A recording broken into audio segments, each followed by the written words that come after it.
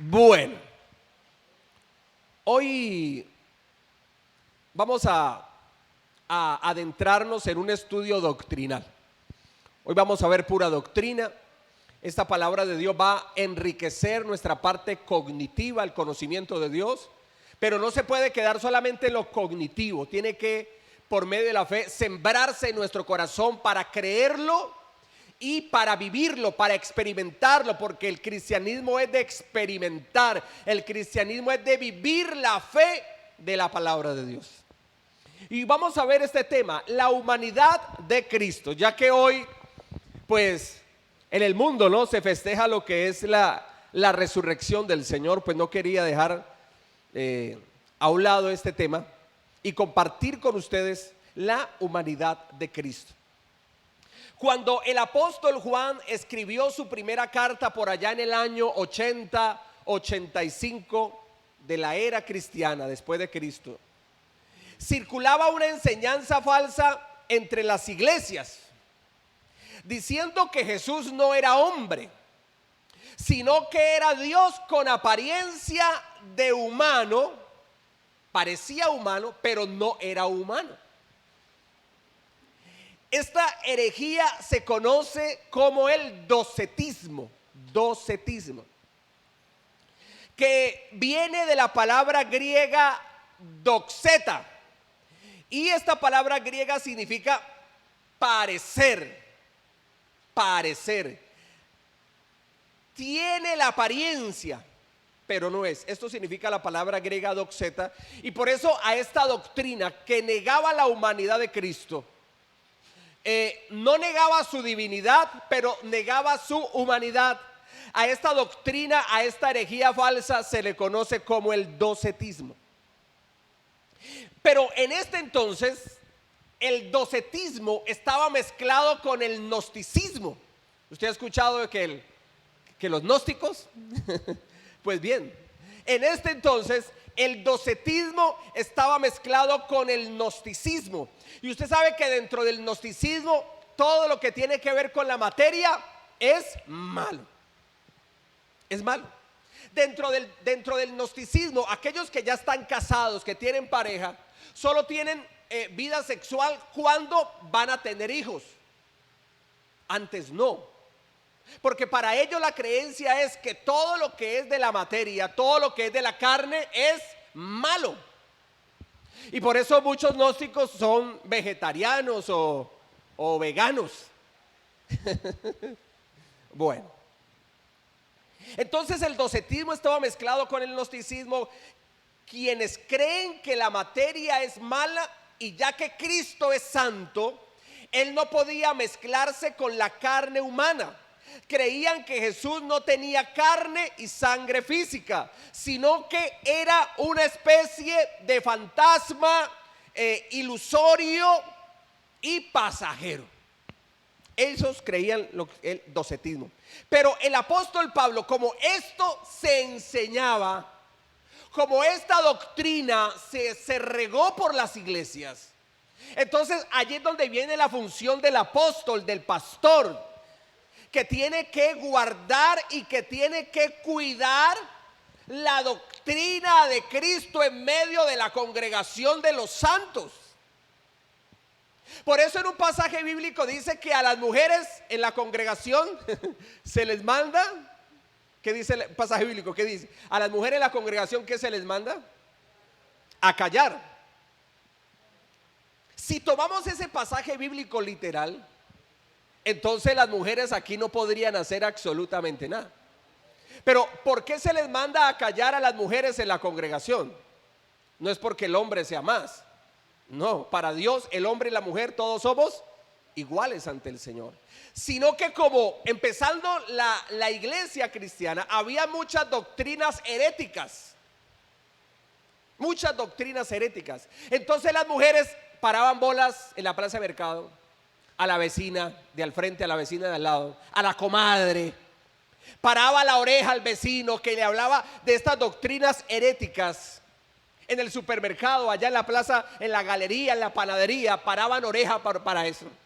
Y entonces ellas venían a la iglesia y traían toda esa doctrina falsa. Y empezó a haber división, pero no división en cuanto a ministerial o al amor, la tolerancia de las personas, no, sino división doctrinal, que es peor aún, eso es lo más grave. Entonces ellas venían y decían, no, pero por allá me dijeron que Cristo sí es Dios, pero no humano. Es que por allá me dijeron que pues como que Él no es el Mesías en sí. Es que traían toda esa doctrina a la iglesia y hubo una contaminación. Entonces, ¿qué le tocó que hacer al apóstol? Pues hermano, como muchas veces le toca al pastor, al administrador de la casa de Dios, pararse en la raya, apretarse los pantalones y tomar decisiones. ¿Y cuál fue en ese momento? Escúcheme bien lo que le estoy diciendo. En ese momento, ¿cuál era la sanidad para esa enfermedad espiritual que estaba afectando a la iglesia? Era decirle a las personas que estaban trayendo esas doctrinas de error a la iglesia, era decirles, mire, ustedes por ahora en la congregación deben de callar. Deben de callar. Si se les ordena en ese momento que deben de callar, es porque antes lo hablaban. Pero una vez fue subsanado, una vez vino la sanidad de Dios a ese problema, pues las mujeres pues ejercieron de nuevo la parte ministerial. Para uno poder entender ese pasaje tiene que saber la historia bíblica, porque si usted lo toma literalmente, aquí ninguna mujer puede predicar y las mujeres son usadas por Dios. Dios usa es un corazón dispuesto. ¿Usted cree que Dios se va a quedar con las manos así? ¿Usted cree que Dios se va a quedar con las manos cruzadas en medio de un pueblo donde los hombres están todos relajadotes, que lo mismo es 8 que 80, y las mujeres avivadas en el fuego del Espíritu Santo, creyéndole a Dios, caminando en obediencia, caminando en santidad? Pero como el hombre no se dispone, entonces Dios está así, esperando que alguno por allí le dé por meterse verdaderamente con el Señor y levantarlo como un predicador. No, Dios no va a esperar eso. Dios usa ¿a quién? A un corazón dispuesto de corazón. Y esta era la doctrina falsa, pero por eso el apóstol Juan escribió en primera de Juan 4 del 1 al 3. Había que sanar esta situación. Primera de Juan capítulo 4 versículos 1 al 3.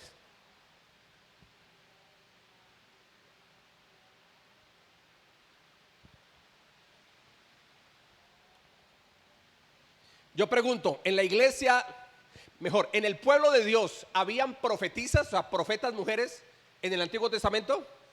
¿En el Nuevo Testamento? Sí, Señor. Sí, Señor. Dios usa a las personas. ¿Quiénes fueron las primeras predicadoras de la resurrección de Cristo? No fueron los hombres, sino que fueron ¿quién? Las mujeres, María Magdalena y el combo, el parche que iba con ellas. Bueno, mire, amados, no creáis a todo espíritu, sino probad los espíritus si son de Dios, porque muchos profetas falsos han salido por el mundo. En esto conoced el Espíritu de Dios. Todo espíritu que confiesa que Jesucristo ha venido ¿en qué? Ay, ya, pero ¿por qué él enfatiza en eso? Porque creían que Jesús no era humano. Todo espíritu que confiesa que Jesucristo ha venido en carne es de Dios. Y todo espíritu que no confiesa que Jesucristo ha venido en carne no es de Dios.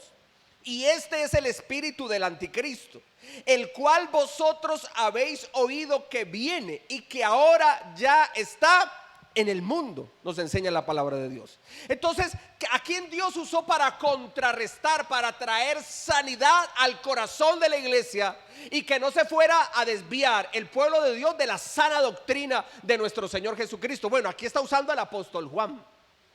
Y el apóstol Juan nos está diciendo que probemos los espíritus si son de Dios. ¿Cómo así los espíritus? Claro, la palabra de Dios es espíritu y vida. Entonces lo que nos está diciendo él, debemos de probar aquel predicador o predicadora que habla el espíritu de la palabra, que predica la palabra de Dios. Debemos de probar esos espíritus, Porque hay espíritus falsos, profetas falsos, pastores falsos, predicadores falsos, que están enseñando que Cristo Jesús no vino en carne. Y por eso Él recomienda: prueben los espíritus, probad los espíritus de los profetas, prueben los espíritus. En esto conoced el Espíritu de Dios, o sea, la palabra de Dios dada por el Espíritu. El que confiesa que Jesucristo ha venido en carne, versículo Dios, ese Espíritu de la palabra, esa palabra es ¿de quién? Es de Dios. ¿Qué es lo que es de Dios?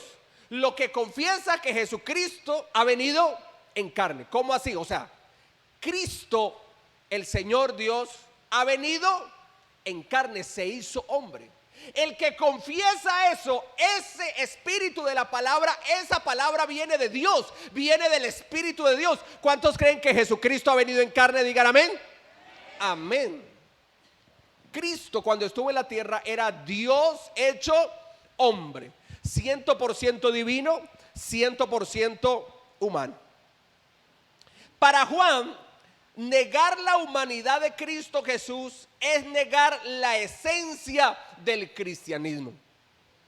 El Nuevo Testamento nos muestra varias razones de por qué Jesús tenía que ser completamente humano y así poder pagar y ganar nuestra salvación. Es que era un imperativo que el enviado del Padre, aparte de que es Dios mismo, era necesario, escúcheme bien, necesario de que ese Mesías fuera 100% humano, fundamental.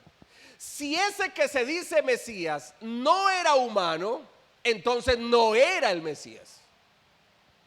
No era el Mesías. Entonces, ¿por qué? Porque era necesario que Cristo Jesús, aparte de divino, era necesario la humanidad de Cristo. Lo primero es para obediencia representativa. Esto es, para obediencia representativa. Jesús era nuestro representante y obedeció por nosotros allí donde Adán había fallado y desobedecido. ¿Quién fue el que le falló al Señor? Adán y Eva. Y en Adán usted y yo estábamos representados. O sea que era la necesidad de que un humano nos representara ante Dios, ya que el primer representante pues desobedeció al Señor. Romanos 5, 18 al 19. Vamos a Romanos 5.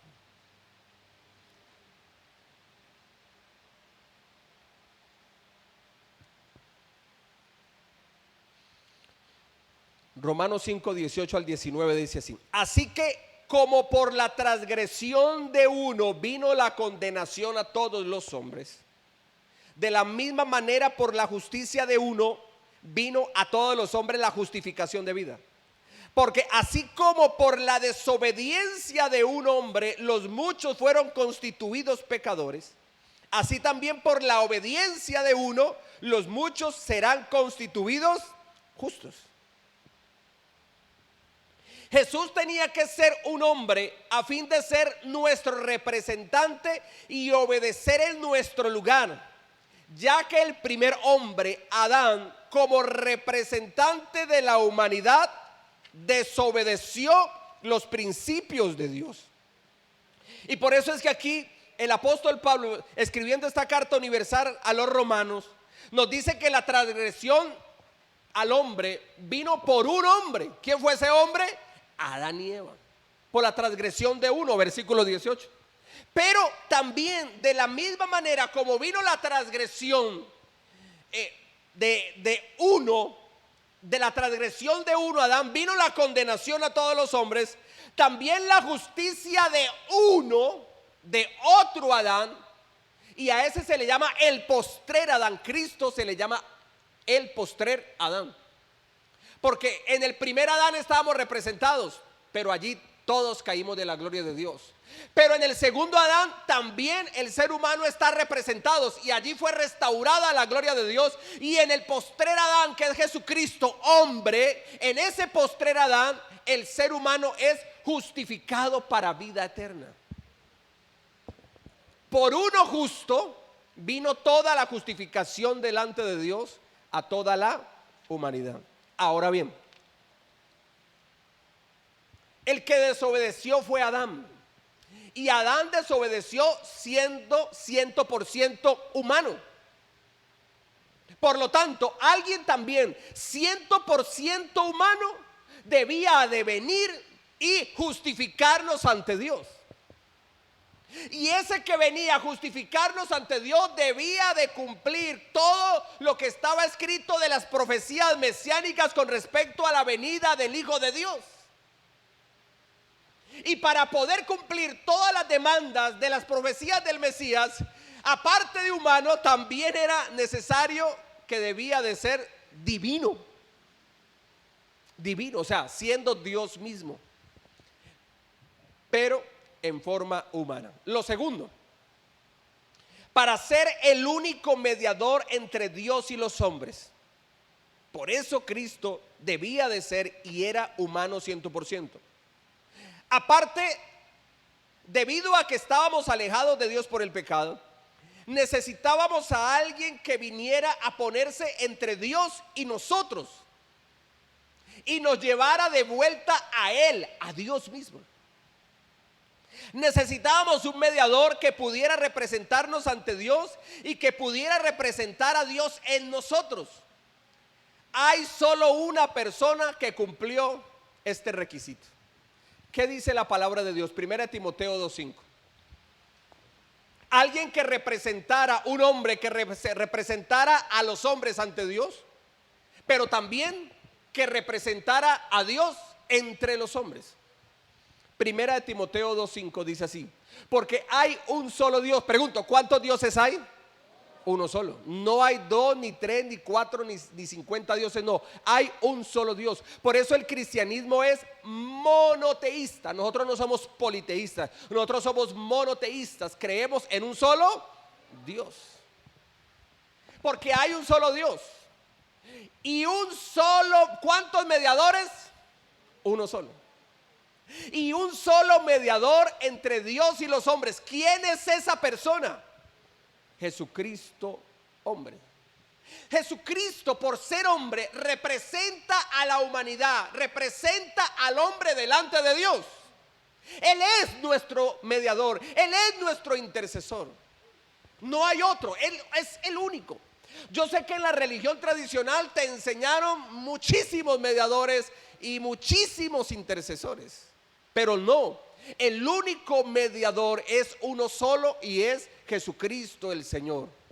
Por cuanto era hombre, representa al hombre delante de Dios, pero también por cuanto era Dios, representa a Dios en medio de los hombres. Por eso Cristo Jesús era humano, pero también era divino, era Dios mismo.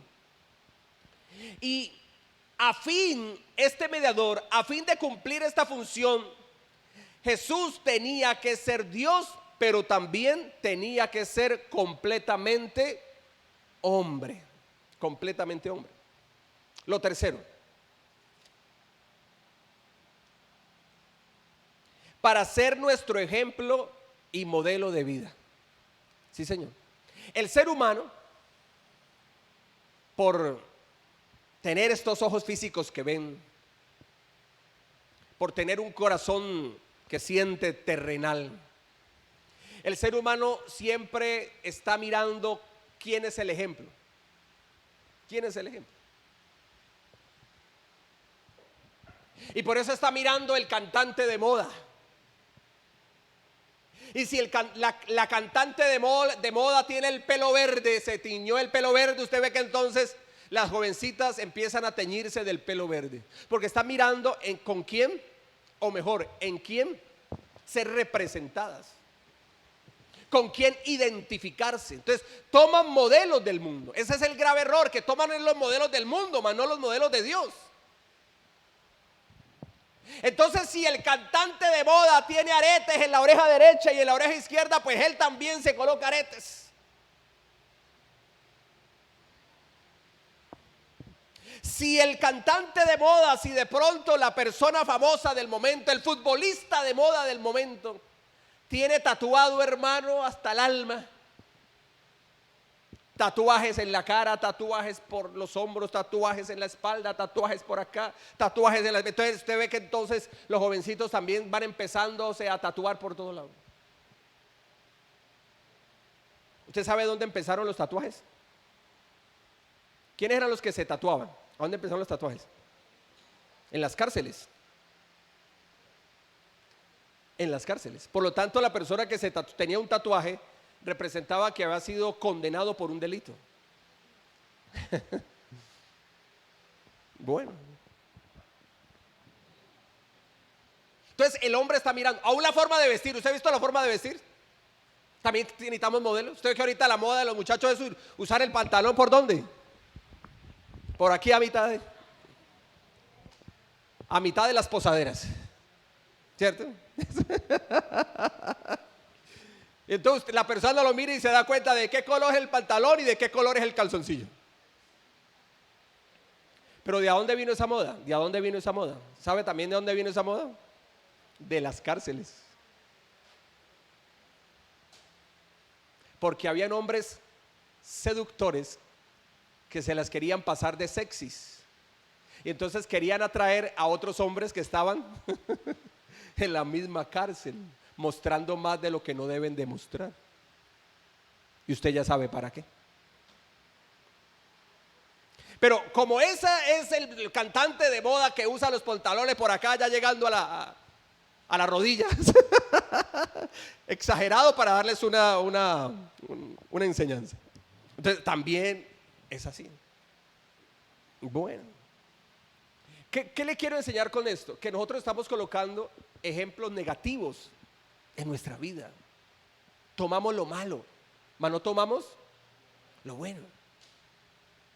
Tomamos lo malo y no tomamos lo bueno. En el colegio está mirando al peladito cansón, que no estudia, el vago.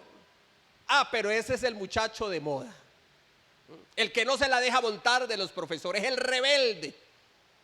Y el muchachito que es, hermano, educado, decente, juicioso, estudioso, no, ese es un nerd.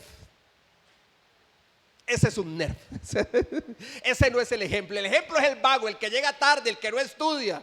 Ese es el ejemplo. Tomamos ejemplos negativos, tomamos ejemplos malos.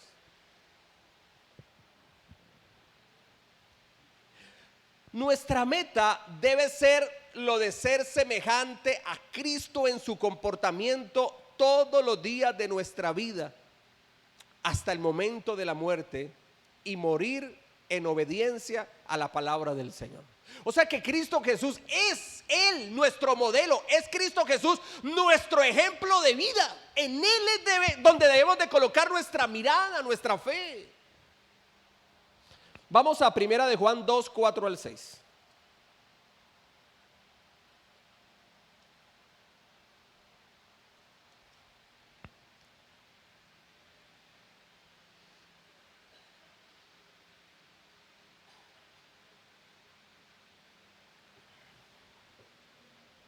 Dice así: el que dice yo le conozco y no guarda sus mandamientos, el tal es mentiroso y la verdad no está en él. Pero el que guarda su palabra, en este verdaderamente el amor de Dios se ha perfeccionado. Por esto sabemos que estamos en él, o sea, en Cristo. El que dice que permanece en él debe andar como él anduvo. Debe de andar como él anduvo. ¿Qué nos está enseñando aquí la palabra de Dios? Que dice, el que dice yo conozco al Señor, pero no camina en los mandamientos, el tal es mentiroso. Porque esto no es de predicar. El cristianismo no es de predicar. El cristianismo es de ¿qué? De aplicar. De aplicar, ir a la praxis, o sea, a la práctica.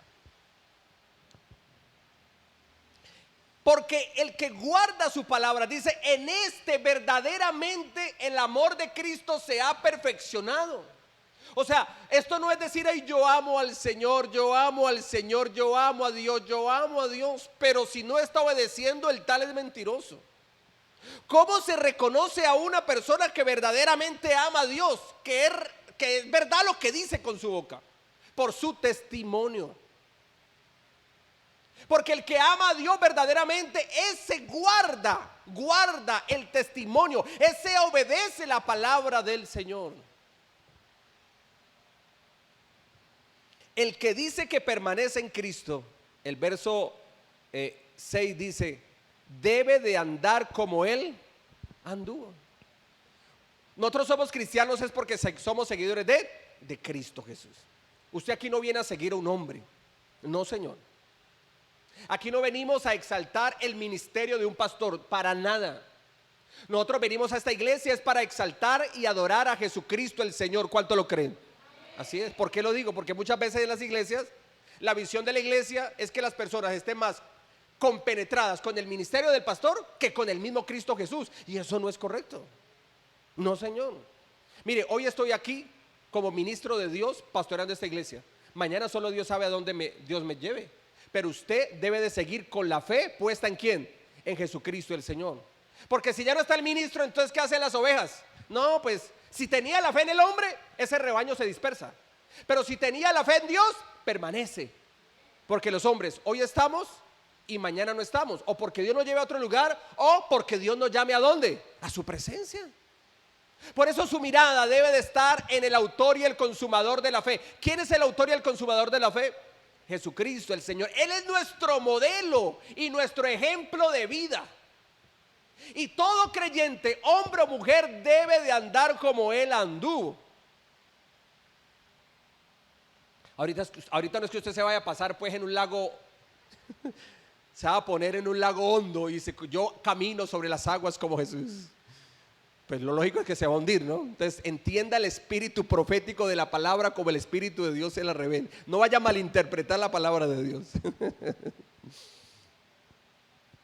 Jesús tenía que ser un hombre como nosotros a fin de vivir como nuestro ejemplo y modelo de vida. Mire, mostrar los rasgos de la personalidad de Cristo en nosotros es el deber del creyente. ¿Qué es lo que la gente debe de ver en nosotros? Los rasgos de la personalidad de Cristo. ¿Y cómo era la personalidad del Señor? Por ejemplo, era perdonador. Señor, la ley dice que a este tipo de mujeres en adulterio, bueno, pero al hombre se lo llevaron, ¿no? A ese sí lo salvaguardaron, ¿no? El machismo allí en ese momento, ¿no? Porque para cometer un adulterio, ¿cuántos se necesitan? Dos, no uno, dos. Y solo trajeron a la mujer, al hombre sí lo dejaron ir. Los dos tenían que haber estado allí. Pero bueno, solo llevaron a esta mujer. ¿Y qué dijeron? ¿Qué hacemos? ¿La apedreamos como dice la ley de Moisés? Eso es lo que hay que hacer, Jesús. Usted que es el maestro. Hay que apedrearla. Diga la orden. ¿Y qué fue lo que dijo el Señor? El que esté libre de pecado, que tire la primera piedra. ¿Quién tiró la piedra? Nadie. Nadie.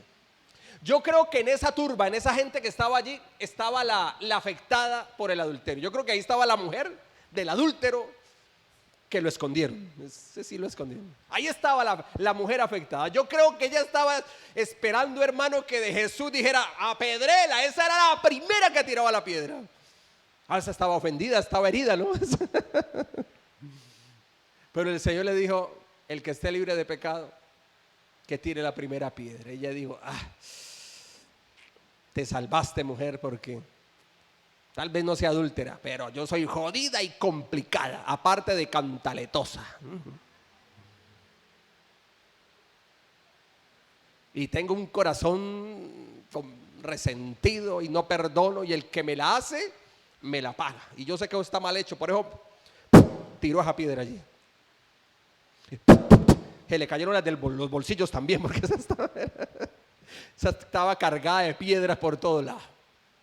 Ninguno tiró la piedra. ¿Por qué ninguno tiró la piedra? porque todos somos pecadores de una u otra manera.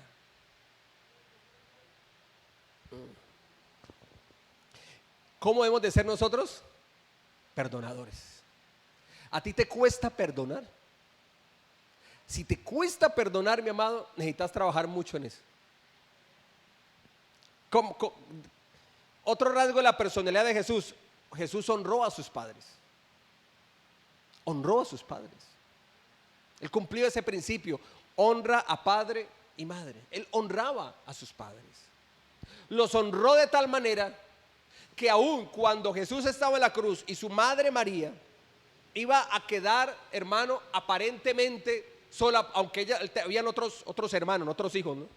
Y Jesús le dijo a Juan: Juan, he ahí tu madre, he ahí tu hijo. O sea que el Señor le buscó a alguien de que estuviera, hermano, ya preparado y listo para poder cubrir las necesidades de su mamá. O sea, Él no la abandonó, Él dejó a alguien que estuviera pendiente de ella, aún en la muerte. ¿Cómo se llama eso? Honrar a los padres. Jesús honró a sus padres. Jesús no fue grosero, Jesús no fue altanero, Jesús no fue una persona que le gritó al papá y a la mamá. No, Él fue una persona que honró a papá y mamá. Otro rasgo de la personalidad de Jesús: fue respetuoso. Fue respetuoso. Nunca fue alguien que pasó por encima de los demás, y respetando a los demás, y respetando a una autoridad. No, Él fue respetuoso en todo momento. Respetaba a las personas. Jesús fue honesto. Nunca le robó nada a nadie, nunca le quitó nada a nadie. Fue una persona totalmente honesta. Hoy día, ¿qué vemos? Que a la persona que va adelante le cayó la billetera, ¿cierto? Te vio que le cayó la billetera. Y el otro, cuando llega donde está la billetera, ¿qué es lo que han hecho muchos? Cuando se le cayó la billetera, le pone el pie allí para que nadie la vea. Otros, ¿qué hacen? Se hacen los de la vista gorda, digámoslo así, y se agachan dizque para amarrarse el zapato. Pero amarrándose el zapato, cogen la billetera en la mano y miran, ¿no? Y si es una billetera como la de nosotros, esa billetera está con euros, con dólares, hermanos, está bendecida grandemente. ¿Cuántos dicen amén? Puros billetes de 100,000 y 50,000. Pero a nosotros no se nos pierde la billetera. Entonces mira, saca la billetera y ve eso, hay euros, dólares, billetes de 100,000, 50,000 pesos. Y dicen: uy, es que la bendición de Jehová es la que enriquece y no añade tristeza con ella, Padre. Gracias por usar al impío para bendecirme a mí, Señor. ¿Cómo se llama eso? Robar. Porque usted sabe que esa billetera se le cayó a la persona que está ahí, que va un poco más adelante. Hay que coger la billetera, hermano, y aún sin revisarla en ese momento, porque la persona se puede ir más lejos, gritarle: vea por allá, vea, el señor de la camisa a cuadros, con la gorra verde, vea, usted venga. Se le cayó la billetera. Ahora, si no hay nada y están ahí los apuntes, el teléfono, hermano, pues de una vez la dirección, hay que llamar y devolver eso, porque eso no es de quién, eso no es de nosotros. Ahora alguien mira: pastor, ¿y yo qué hago si voy en la calle y me encuentro un billete y no hay nadie? No, a nadie se le cayó ese billete, está allí, se ve ya hasta viejito allí de estar por ahí. No, pues ahí sí, ni modo. Pero cuando sabemos de quién es, o hay datos para llamar a la persona, eso hay que devolverlo, porque eso no es de nosotros. Hay que ser honestos, hay que amar a los demás. Nosotros no debemos de odiar, nosotros debemos de amar a los demás. Alguien dirá: uy, pero es que esa persona es difícil de amar. Sí, es difícil de amar. Ámala en el amor de Cristo. Y luego Dios te va a dar la capacidad de amar a esa persona en el amor propio que Dios te da a ti. Mire, el amar a los demás es tan importante que Dios nos dice que debemos de amar aún a nuestros enemigos. Amar a los enemigos no es fácil. Amar a la esposa, en el caso de los varones, amar a nuestros padres, amar a nuestros hijos, amar a nuestro hermanito en la fe, que es una pera en dulce. Amar a nuestro hermanito en la fe, que tal vez esa persona es de un masmelo. Pues bueno, es fácil. Es relativamente muy fácil, pero amar a esa persona que es difícil de personalidad, que es complicada, eso no es fácil. Y amar a alguien que te ha hecho daño, pues más difícil aún. Pero si Dios nos dice que debemos de amar a nuestros enemigos, es porque Dios, aquello que demanda, nos va a dar la capacidad de hacerlo. O sea, Dios nos va a dar de su amor y nos va a capacitar para poder amar a aquellos que aún se han levantado en contra, porque Dios nos llama es a amar. El odio no es de Dios, el resentimiento no es de Dios, esas cosas no son del Señor. Otro rasgo de la personalidad de Jesús es que Jesús caminaba en santidad, o sea, en obediencia. Los hijos de Dios también debemos de caminar en obediencia. ¿A cuánto les gusta obedecer la palabra del Señor? Amén. Y es necesario predicar de esto. Porque sí, cuando nos dicen Dios te va a prosperar y Dios te va a bendecir y Dios te va a llevar a las naciones y Dios te va a usar para sanar enfermos y Dios te va a usar para liberar gente atada a demonios y la gente verá la gloria de Dios en tu vida, todos decimos, ¿cómo decimos todos? Amén. Pero cuando se nos predica, usted tiene que obedecer la palabra. Usted debe sacrificarse a sí mismo. Dios dice en su palabra, el que me quiera seguir a mí, niéguese a sí mismo, tome su cruz y sígame. Tome su cruz y sígame. Y no vaya a ser como el hermanito que en el culto, cuando se dijo eso, cogió a su mujer y la levantó. La levantó. Y hermano, ¿usted por qué levanta a su mujer en medio del culto? Pastor, porque usted dijo que para el que te siga a ti, tiene que tomar su cruz y seguirte.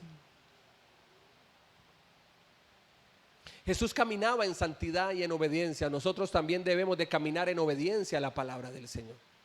Obviamente Jesús fue santo por naturaleza. Nosotros no somos santos por naturaleza, nosotros somos santos por imputación. ¿Vamos a cometer errores? Obvio. ¿Cuántos de aquí después de convertidos al Señor le han fallado al Señor? Así sea una sola vez, una sola vecesita pues. Bueno. No ha sido una, ni fueron dos. Ni fueron tres. Le hemos fallado al Señor, pero obedecemos. En ese caso, ¿cuál es la obediencia cuando le fallamos al Señor? El arrepentimiento. Señor, te he fallado, he pecado contra ti, he hecho lo malo y hay dolor. ¿Cuál es una de las pruebas de que la persona está arrepentida de haberle fallado al Señor? ¿Cuál es una prueba? Algo que está en la persona, que da fruto en la persona, que demuestra que está arrepentida. El dolor. El dolor. Uy, Señor, yo te fallé, y siente un dolor, siente tristeza por haberle fallado al Señor, y ese dolor y esa tristeza lo que lo lleva es a pedirle perdón al Señor, no alejarlo.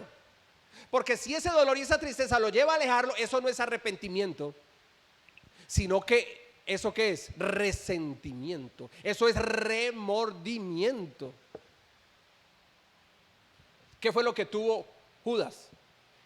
Remordimiento. Él reconoció que había cometido una falla, pero luego ese reconocer se convirtió en un remordimiento. En un remordimiento, mas no arrepentimiento. Cuarto,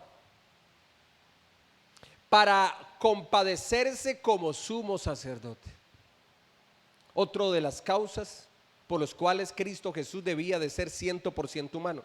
Si Jesús no hubiera sido un hombre, no había sido capaz de conocer por experiencia todo lo que pasamos nosotros los seres humanos en nuestras tentaciones y luchas en esta vida. Pero como vivió como hombre, está en condición de compadecerse de cada una de nuestras experiencias en este mundo. Vamos a estudiarlo. Hebreos 2:18.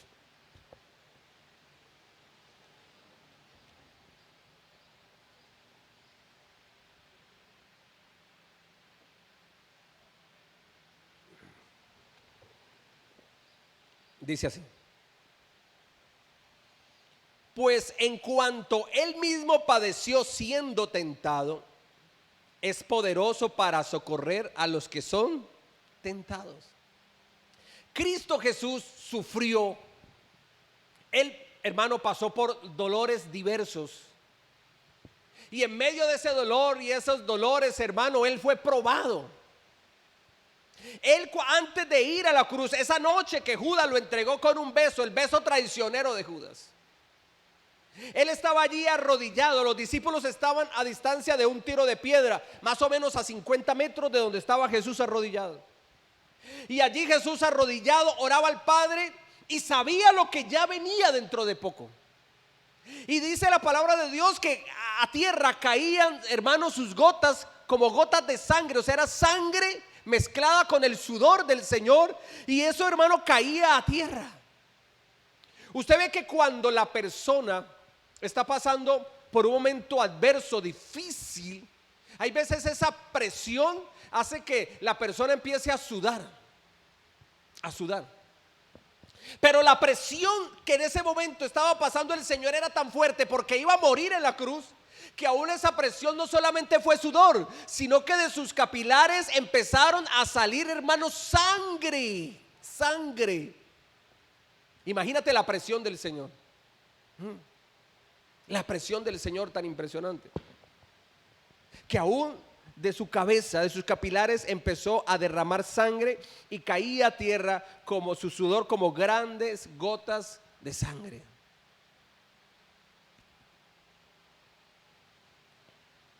Un muchacho que estaba sumergido en la depresión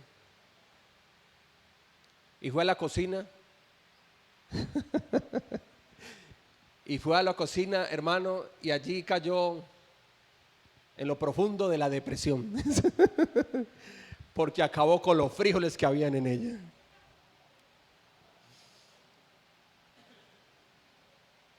Jesús fue uno que padeció siendo probado. Padeció sintiendo dolor. Fue probado sintiendo dolor. ¿Eres tú el Mesías? Y Jesús le dijo: tú lo has dicho. En ese momento, hermano, golpearon al Señor, le escupían en el rostro, lo trataban mal, le decían palabras vulgares, obscenas, palabras maldicientes. Pero Jesús en ese momento ya dijo la verdad. Humanamente, ya abiertamente, le dijo al mundo lo que Él era, que Él era Jesús, el Hijo de Dios, el Rey de los judíos. Aún sabiendo que eso le iba a causar golpes, aún sabiendo que eso le iba a causar improperios, que lo iban, hermano, a golpear fuertemente, pero a Él no le importó. Tú dices que eres el Rey de los judíos. Pues todo rey tiene una corona, e hicieron una corona de espinas y se la clavaron en la cabeza. Y cuando digo se la clavaron, fue así. No es que se la colocaron allí, venga, una coronita allí suavecita, allí para la foto, aquí el selfie para Facebook. No, es que esa corona de espinas se la colocaron, pero lo que hicieron fue golpearlo con un palo, e hizo que esas espinas entraran, hermano, en su cráneo. Y ahí el Señor Jesús siguió derramando sangre. El haberle golpeado sus espaldas con ese látigo, 40 latigazos. Si uno se golpea una uña martillando, uno está ahí martillando y suena el celular, bzz, bzz, porque lo tienen en vibrador, bzz, bzz, y usted ahí, ¡pum!, se martilló esa uña. Dios mío, ese dedo quedó así. Uno piensa que se le va a salir el corazón por allí. Y uno llama mejor hasta los bomberos. Hay unos que llaman hasta los bomberos, mejor dicho. A Jesús le pegaron 40 latigazos. Y esos látigos, en las puntas de las cuerdas, tenían incrustaciones de hueso y de metal. En las puntas, en la punta del rejo de ese látigo, de las cuerdas de ese látigo. Cuando le pegaban a la persona, no solamente era el dolor por el golpe del látigo, sino que eso quedaba incrustado en la carne. Y al jalar de nuevo o al alar de nuevo ese látigo, pues donde estaba incrustado, pues ahí arrancaba los pedazos de carne. Y no fue un latigazo, fueron 40 latigazos. Mire, los romanos en esto de la flagelación romana eran tan perversos que tenían que poner a una persona con tal latigazo, porque el que daba el látigo se encarnaba y se encarnaba y se encarnaba. Por eso había uno que le contaba 1, 2, 3, y cuando decían 39, pare. ¿Por qué? Porque ese de seguro le daba otro de más, y entonces cumplían los 40. 39, pare, y el otro dele todavía. 40 latigazos. ¿Qué decimos de los clavos en sus manos y en sus pies?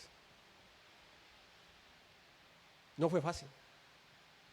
Y uno estando allá colgado, Jesús estando allá colgado, hermano, uno allá estando, yo no llego a la cruz, olvídense, yo en el primer latigazo de una vez, hasta luego, ahí me quedo. Jesús soportó todo eso, Jesús llevó la carga pesada de la cruz.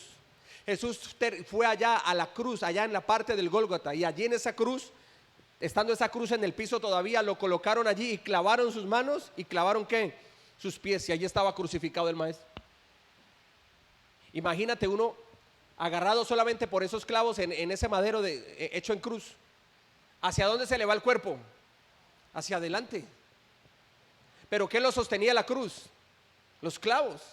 Entonces imagínate el peso del cuerpo y el cuerpo yéndose adelante, pero usted no puede seguir, no se puede caer porque está suspendido. Hermano, eso se empieza uno a faltarle el aire, el corazón empieza a fallar. Ya no están las bocanadas de aire normalmente. Y como si fuera poco, ¿qué hicieron con el Señor Jesús? Le clavaron una lanza en su costada. Y Jesús murió por amor de nosotros. Es que Él pasó por la prueba y la pasó con dolor. La pasó padeciendo. Sin embargo, lo hizo. Y ese hombre que padeció todo esto, que pasó con pruebas con dolor, pruebas, hermano, donde padeció, donde sufrió, él me va a entender a mí, que también paso por pruebas y dificultades. El maestro, nadie mejor que el maestro Jesús para entendernos cuando pasamos por pruebas. Nadie mejor que Él. ¿Y por qué nadie mejor que Él? Porque Él pasó por las pruebas que nosotros pasamos. Él sabe que es la traición de un muy buen y mejor amigo, porque Judas lo traicionó. Él sabe también lo que es alguien dice, doy mi vida por ti, y uno dice, ese que dice dar mi vida por mí, con ese cuento, pues con ese no contó, porque el que dijo mi vida pondré por ti, le negó 3 veces.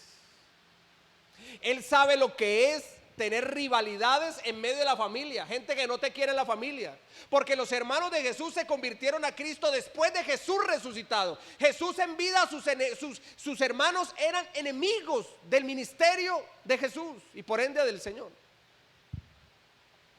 No creían en Él, no creían en lo que María, su madre, les decía de que Él era el Hijo de Dios, el enviado del Padre, el Mesías. Ellos no creían en eso. ¿Y por qué no creían que Jesús era el Mesías?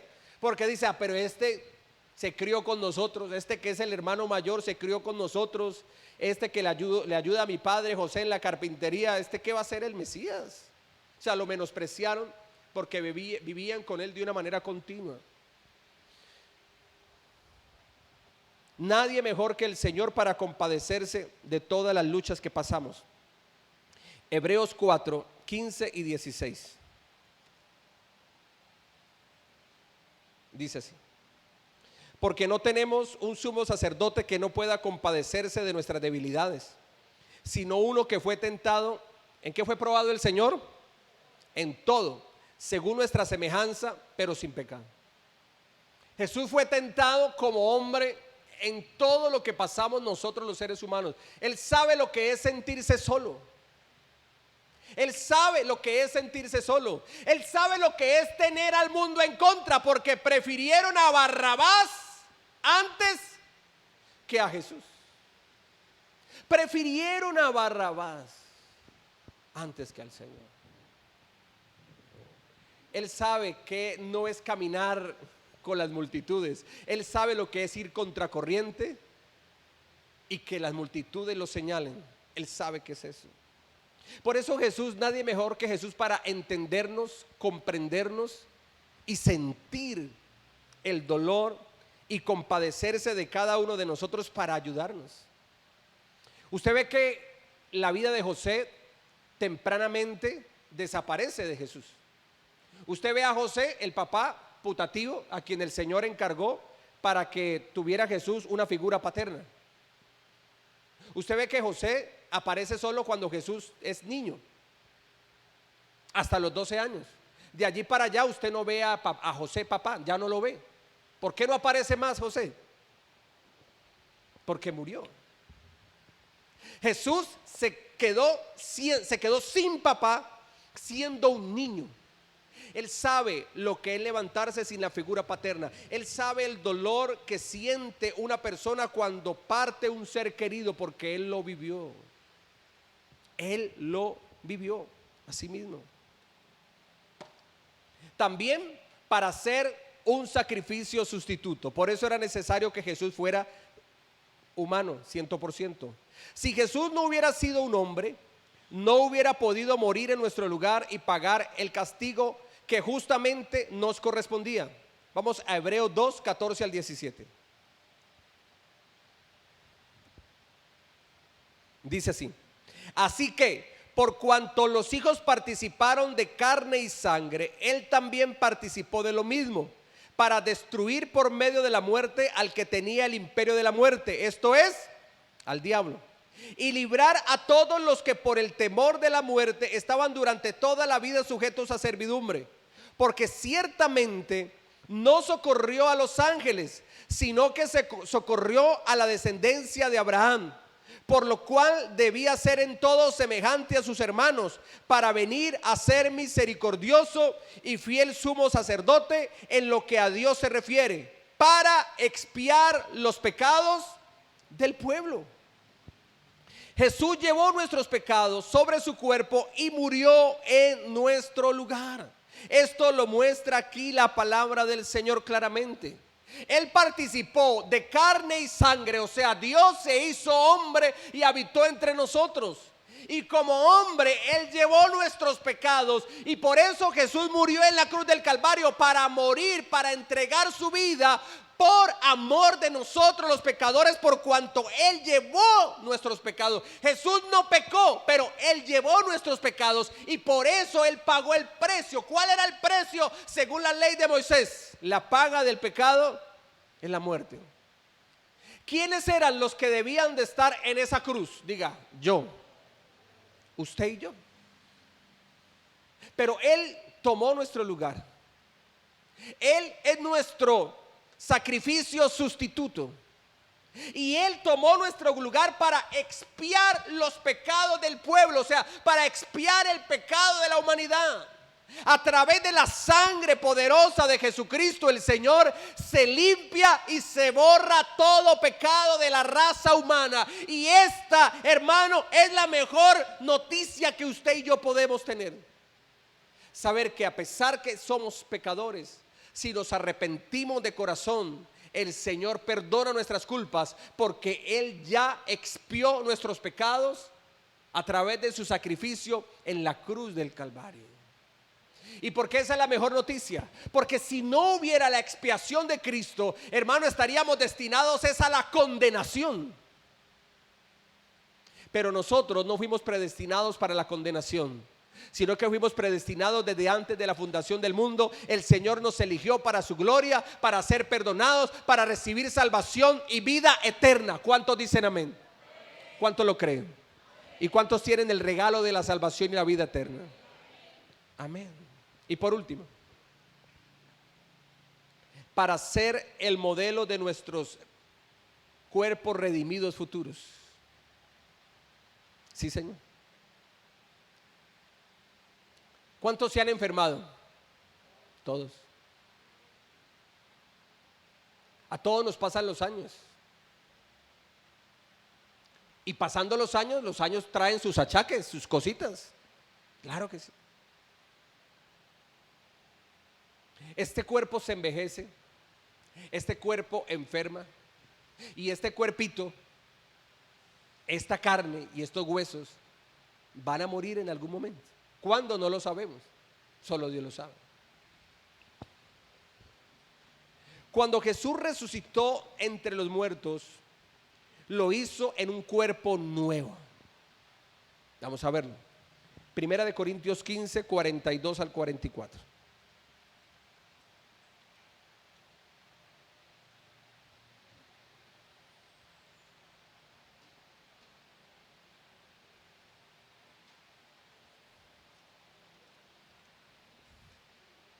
Dices: así también es la resurrección de los muertos. Se siembra en corrupción, resucitará en incorrupción. Se siembra en deshonra, resucitará en gloria. Se siembra en debilidad, resucitará en poder. Versículo 44. Se siembra cuerpo animal, resucitará cuerpo espiritual.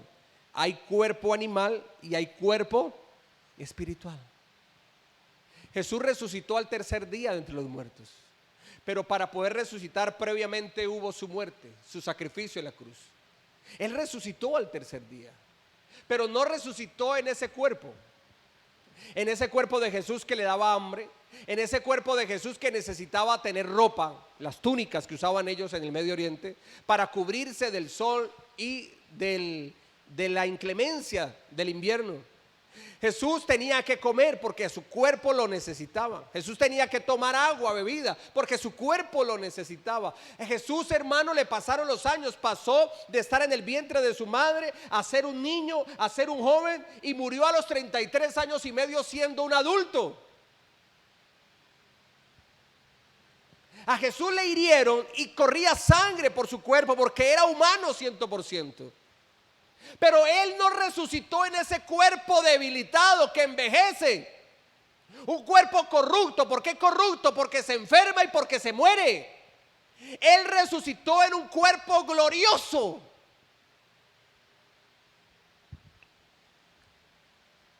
Un cuerpo que es incorrupto. Un cuerpo en gloria. Un cuerpo en poder. Y un cuerpo espiritual. Este cuerpo de Jesús resucitado es el modelo de cómo serán nuestros cuerpos cuando resuciten de entre los muertos. Usted no se pregunta y no se ha imaginado, bueno, ¿y cómo es el cuerpo de los resucitados? Uno sabe que es un cuerpo espiritual, que es un cuerpo glorioso. Es un cuerpo donde ya los años no van a pasarle y le van a hacer mella. No es un cuerpo que se enferma, porque ya es un cuerpo incorruptible. Pero ¿cómo poder ver? O sea, un ejemplo, acuérdate, porque estamos mirando siempre un ejemplo. Entonces uno quiere ver el ejemplo de alguien, pues, de que tenga un cuerpo espiritual glorioso después de haber resucitado. Pues bien, el ejemplo está. ¿Quién es el ejemplo? El cuerpo de Jesucristo, el Señor, una vez resucitado. Así como Jesús resucitó y era su cuerpo, así también va a ser el cuerpo de nosotros cuando el Señor venga en su gloria y heredemos el reino de los cielos. Será un cuerpo espiritual, será un cuerpo glorioso, que no se envejece, que no se enferma, que no le pasan los años, que al hombre no se le cae el pelo, que a las mujeres no les va a dar menopausia.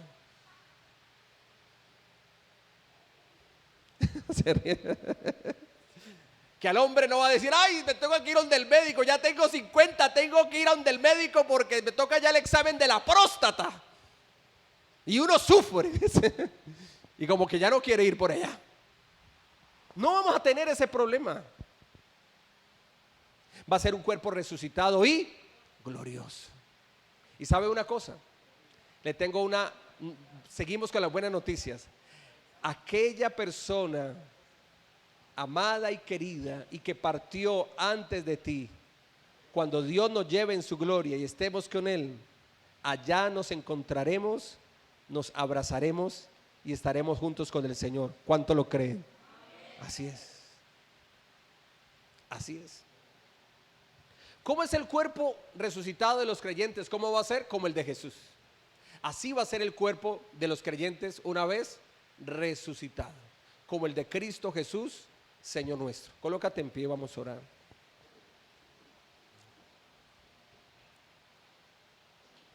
Y vamos a darle gracias al Señor por su palabra.